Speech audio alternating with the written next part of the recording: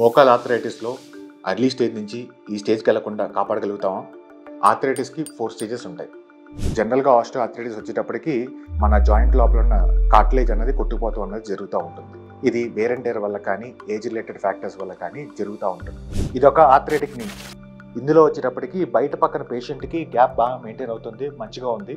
అదే ఆ పేషెంట్కి వచ్చేటప్పటికి లోపల పక్కన గ్యాప్ తగ్గింది, అంటే లోపల ఉన్న గుజ్జు కొట్టుకుపోయింది. దాన్ని ఫర్దర్గా డిటీరియేట్ అవ్వకుండా ఆపగలుగుతామా అంటే డెఫినెట్గా ఆపగలుగుతాం. ఇప్పుడు ఈ కార్టిలేజ్ని ఫర్దర్గా డ్యామేజ్ అవ్వకుండా కాపాడటానికి మోర్ న్యాచురల్గా మన బాడీ ఓన్ హీలింగ్ పొటెన్షియల్ వాడి చేసుకునే అవకాశాలు ఉన్నాయి. ఈ రీజనరేటివ్ మెడిసిన్లో మన బోన్ మ్యారోలోంచి లిక్విడ్ కానీ బ్లడ్లో వచ్చే గ్రోత్ ఫ్యాక్టర్స్ని కానీ వాడి స్ట్రక్చరల్ ఇంటిగ్రిటీ పెంచి, లాంగివిటీ పెంచి, లోడ్ బేరింగ్ కెపాసిటీ మార్చడం వల్ల ఫర్దర్గా డ్యామేజ్ అవ్వకుండా ప్రొటెక్ట్ చేయగలుగుతాం.